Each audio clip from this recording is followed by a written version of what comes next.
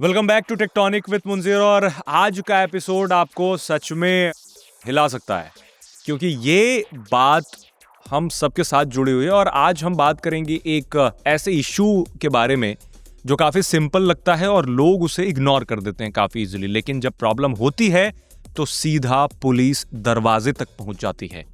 मतलब हो सकता है कि मामला आपसे नहीं जुड़ा हो। अब इशू क्या है? आपके नाम पर चल रही SIM cards. Department of telecom यानी डॉट ने एक बहुत स्ट्रॉन्ग वार्निंग एडवाइजरी जो भी कह लें वो जारी किया है। उनका कहना है कि अगर सिम आपके नाम से रजिस्टर्ड है और वो सिम मिसयूज हो रहा है, चाहे आप करें या फिर कोई और भी कर रहा हो, तो कानून की नज़र में जिम्मेदारी आपकी बनती है। बहुत लोग इस बात को सीरियस नहीं लेते हैं, काफ़ी नॉन सीरियस उन्हें लगता है, लेकिन ऐसा नहीं है। कई लोगों को लगता है कि सिम बस एक नंबर है और किसी को दे दिया तो क्या फ़र्क पड़ता है, OTP लेना था तो किसी को दे दिया, उसकी मदद कर दी। कई बार ऐसा होता है कि OTP लेने के लिए कोई मांगता है, पुरानी सिम थी उससे आप यूज़ नहीं करते तो बंद भी नहीं कराई, कई बार ऐसा होता है। लेकिन जब किसी फ्रॉड में वही सिम ट्रेस होती है तो सबसे पहला जिसका नाम सिस्टम में होता है पुलिस के पास, मतलब जो आपसे कांटेक्ट करती है पुलिस, वो होता है आपका नाम। इसलिए एपिसोड एक तरह से आपके लिए एक वेकअप कॉल की तरह है। अगर आप इस बात पे ध्यान नहीं देंगे, इसे भी हल्के में ले लेंगे, तो कल इस गलती का बोझ उठाना पड़ सकता है आपको। Yes, that is true. सबसे पहले ये समझना है आप लोगों को कि ये जो प्रॉब्लम है वो क्या है। अब आजकल आपको पता होगा कि सिम का मिसयूज काफ़ी तेज़ी से बढ़ रहा है। कई लोग अपने डॉक्यूमेंट्स दोस्तों को दे देते हैं, कई बार तो कोई टेम्परेरी सिम निकलवा लेता है, कई बार सिम क्लोनिंग वगैरह भी होती है आपके डॉक्यूमेंट से, क्योंकि डॉक्यूमेंट देना लोगों को बहुत आसान हो गया है अब। तो कभी किसी शॉप वाले को जल्दी का काम बोलकर डॉक्यूमेंट दे देते हैं, स्कैन करा लेते हैं, और कभी कभी लोगों को पता ही नहीं चलता कि उनके डॉक्यूमेंट्स का मिसयूज करके उनके नाम से सिम निकाल ली गई है या थी। हो सकता है 5 साल पहले जब इतना स्ट्रिक्ट सिस्टम नहीं हो तब निकाल लिया गया हो आपके नाम पे सिम, और फिर वही सिम जाती है स्कैम कॉल्स के सेंटर्स के हाथ, लोन रिकवरी माफियाज के हाथ, क्रॉस बॉर्डर डिजिटल अरेस्ट जो चला रहे हैं उस गैंग्स के हाथ, और कभी कभी इलीगल बेटिंग रैकेट्स तक भी उस सिम से चलाए जाते हैं, मतलब उसे कॉल किए जाते हैं। यूजर्स को पता भी नहीं चलता, लेकिन जब पुलिस ट्रेस करती है तो IMEI, SIM activation details, tower logs सब एक ही नाम की ओर इशारा करते हैं, जो होता है रजिस्टर्ड सब्सक्राइबर, वो होते हैं आप। और यही लोग फिर आप या फिर बहुत सारे लोग परेशानी में आ जाते हैं। अब ये कानूनी जिम्मेदारी कैसे बनती है? मतलब कानून में जो बेसिक प्रिंसिपल होता है वो सब्सक्राइबर रिस्पॉन्सिबिलिटी का। अब जो शख्स सिम के लिए डॉक्यूमेंट्स देता है, जिसके नाम पे सिम रजिस्टर होती है, वो उस कनेक्शन का कानूनी मालिक माना जाता है। जैसे आपकी सिम है तो आप उसके ओनर हैं। अगर उस सिम से कोई धमकी भरी कॉल चली गई, कोई लोन या फ्रॉड से रिलेटेड कॉल चली गई, या फिर डिजिटल अरेस्ट वाला मामला हो गया, फेक पुलिस स्कैम आजकल चल रहे हैं, फाइनेंशियल लॉस, तो FIR में पहला नाम सब्सक्राइबर का ही होता है। बहुत केसेस में ऐसा हुआ है कि किसी का सिम है, स्कैम कोई और कर रहा है, और उसके आधार पे उसकी किसी ने कॉपी बनवा ली है, तो कंबोडिया, म्यांमार, नेपाल जैसे जगहों पे भी वो रैकेट चल रहा होता है और पुलिस आप तक पहुंचती है, क्योंकि बाहर भी सिम इंडियन यूज किए जाते हैं। 2025 में मध्य प्रदेश में एक ऐसा केस आया था कि बहुत सारे विलेजर्स का बायोमेट्रिक जो है वो यूज करके बहुत सारे बल्क में सिम इशू कराए गए थे और उसको मिसयूज किया गया था। अब जब, जैसा कि मैंने आपको शुरू में बताया कि पुलिस तो आप तक ही पहुंचेगी क्योंकि आपके नाम से सिम है, आपके ID सिम है, उसी तरीके से पुलिस पहुंच गई उन लोगों के यहाँ पूछने के लिए कि आपके नंबर से फ्रॉड हो रहा है। हैरानी वाली बात कि उन्हें कुछ पता ही नहीं था इस बारे में कि उनके नंबर से या फिर उनके आधार से या फिर उनकी ID से किसी ने नंबर भी लिया है। तो इस तरह के इंसिडेंट्स काफी बढ़ रहे हैं। 2025 का एक और मामला है, तेलंगाना के एक शख्स थे जो दुबई गए और उन्हें बाद में पता चला जब पुलिस उन तक पहुंची कि उनके नाम से या फिर कोई सिम लेकर के उनके बिहाफ पे कोई फ्रॉड कर रहा था।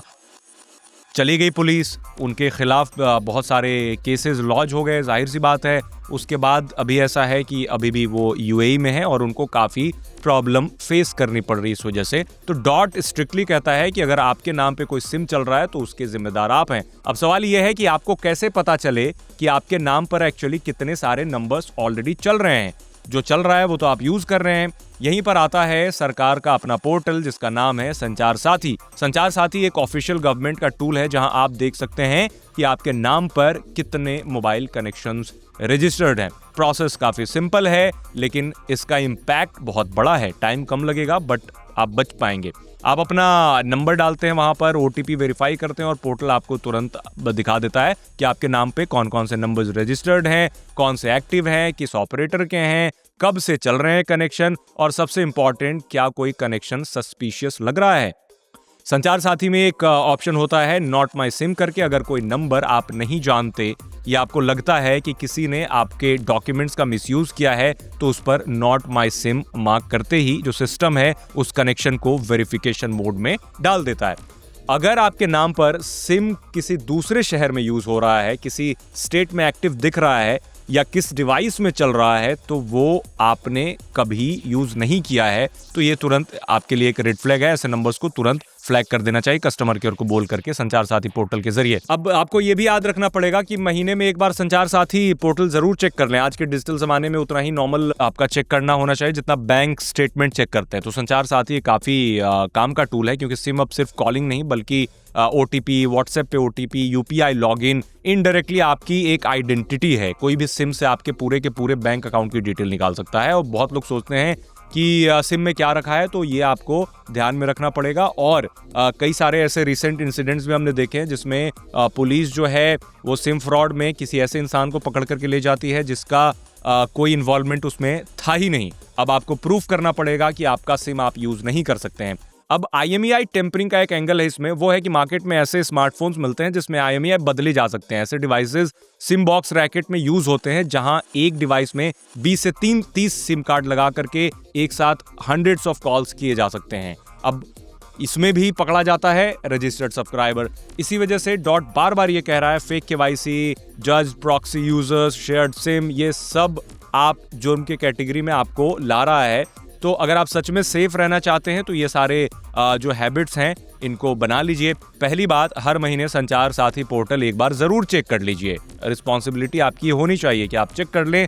अब इसको मॉनिटर भी करना उतना जरूरी है जितना बैंक अकाउंट स्टेटमेंट चेक करना जरूरी है। दूसरी हैबिट आप ये बना लें कि अपने नाम की सिम किसी और को कभी भी ना दें, चाहे वो फैमिली का ही क्यों ना हो या फिर ऑफिस का कोई कलीग हो या फिर कोई आपसे जरूरत पड़ने पे कुछ समय के लिए टेम्परेरी नंबर मांग रहा हो। तो इस सिंपल रूल को आप बिल्कुल गांठ बांध लें। आज एक अननोन नंबर आपको छोटा सा लग सकता है लेकिन कल वही नंबर किसी स्कैम में मिल गया तो पुलिस इंक्वायरी, कोर्ट के चक्कर, प्रूफ जमा करना, सब आपको झेलना पड़ेगा। तो डिजिटल आइडेंटिटी एक रिस्पॉन्सिबिलिटी है, उसे आप लाइटली नहीं ले सकते। तो अब क्या है कि आपको ये सारी चीज तो चेक करनी है कि सिम आपके नाम से कितने सारे चल रहे हैं संचार साथी पोर्टल से। दूसरी चीज ये आप कर लें कि अब आधार बायोमेट्रिक को लॉक करना आपके लिए बहुत जरूरी है क्योंकि जो आधार मिसयूज होते हैं तो उसमें देखा गया है कि उनके जो बायोमेट्रिक होते हैं आधार के वो लॉक नहीं होते। और अब तो गवर्नमेंट ने काफी इजी कर दिया। In fact app store, Apple use करते हैं आईफोन तो ऐप स्टोर, या फिर एंड्रॉयड यूज करते हैं तो प्ले स्टोर से आधार का ऑफिशियल ऐप डाउनलोड करके आप वहां से या फिर UIDAI की वेबसाइट पे जा करके अपने आधार से लॉगिन करके वहां पे आपको ऑप्शन दिखेगा बायोमेट्रिक ऑथेंटिकेशन, जो बायोमेट्रिक लॉक करने का ऑप्शन आता है। जैसे ही आप बायोमेट्रिक लॉक कर देते हैं तो कहीं भी आधार आपका ऑथेंटिकेट नहीं होगा विदाउट योर परमिशन। अब इस वजह से कई बार ऐसा होता है लाइक मैंने अपना आधार को लॉक कर रखा है तो मैं अगर कुछ कराने जाता हूँ लाइक सिम खरीदने जाओ या फिर कोई भी काम करने जाओ जिसमें आधार ऑथेंटिकेशन जरूरी है तो वहां पर आप अपना फिंगर लगाएंगे आधार के जो मशीन होती है डिवाइस, तो आपका वो ऑथेंटिकेशन नहीं होगा। तो वो लोग आपसे कहेंगे कि आपका ऑथेंटिकेशन लॉक है, उसे पहले अनलॉक कर लीजिए। तो वहां पर आपको ऐप ओपन करना है, वहां पर उसको थोड़े देर के लिए उसमें ऑप्शन आता है कि कितने समय के लिए आपको अनलॉक करना है। थोड़े समय के लिए आप अनलॉक करेंगे, फिर उसके बाद आपका ऑथेंटिकेशन सक्सेसफुल हो जाएगा और आप जो काम करना चाहते हैं वो कर पाएंगे उस आधार के जरिए। तो ये भी आप बिल्कुल गांठ बांध लें कि आप अपने आधार का जो बायोमेट्रिक है उसे लॉक ही रखेंगे। अब जब अनलॉक करना है तो आप अनलॉक कर सकते हैं। It's very easy process. आज एक आपको मैं चीज़ बताता हूँ, काफ़ी इजी है, सिंपल प्रोसेस है। आप जैसे ई सिम बहुत चला हुआ है, तो अगर आपको भी शौक है कि आप अपना फिजिकल सिम को ई सिम में कन्वर्ट कराएं तो उसके लिए आपको दुकान जाने की ज़रूरत नहीं पड़ेगी। आपको अपने फ़ोन पे जाना है, जो सेलुलर कनेक्शन है आपका, जो नेटवर्क है उस पे जाएं, जैसे उस वाले सेटिंग्स में जाना है जहां से आप नेटवर्क सेलेक्ट करते हैं। नेटवर्क सेटिंग में iOS यूज़ करते हैं तो आप सेलुलर में जाएंगे एंड स्क्रॉल करके सबसे नीचे जाएंगे तो आपको ऑप्शन एक मिलेगा convert to e SIM. Convert to e SIM पे टैप करते ही आप 1-2 स्टेप्स हैं उसको फॉलो करेंगे तो आपका सिम ई सिम में कन्वर्ट हो जाएगा। ई सिम में कन्वर्ट होने के बाद क्या होगा, आप फिजिकल सिम निकाल के फेंक सकते हैं, रख सकते हैं, फेंक सकते हैं कि उसकी कोई यूज भी नहीं है। और अपना जो ई सिम का कॉन्फ़िगरेशन है दूसरे आईफोन में, अगर आईफोन दूसरा इसके हो सकता है कि आप चेंज करो आईफोन, सेम कॉन्फ़िगरेशन को आप दूसरे आईफोन में यूज कर सकते हैं। So you can use e SIM without going to the shop. इस एपिसोड के बारे में आपको कैसा लगता है, आपको इस पूरा टॉपिक के बारे में कैसा लगता है और क्या कहना चाहते हैं इस बारे में? क्या आपके साथ भी इस तरह की कोई चीज़ हुई है पास्ट में? तो आप कमेंट में हमें ज़रूर बताएं और लाइक करें, सब्सक्राइब करें, शेयर भी कर दें ताकि लोगों को पता चले, ज़्यादा से ज़्यादा लोग जानें कि उन्हें सेफ कैसे रहना है इस डिजिटल ज़माने में। खासकर अभी 2025-26 आने वाला है तो साइबर क्राइम काफ़ी तेज़ी से बढ़ेंगे, तो आप लोग को अपनी अपनी रिस्पॉन्सिबिलिटी खुद लेनी पड़ेगी क्योंकि डॉट ने भी अब यही बोल दिया है। मिलते हैं नेक्स्ट एपिसोड में।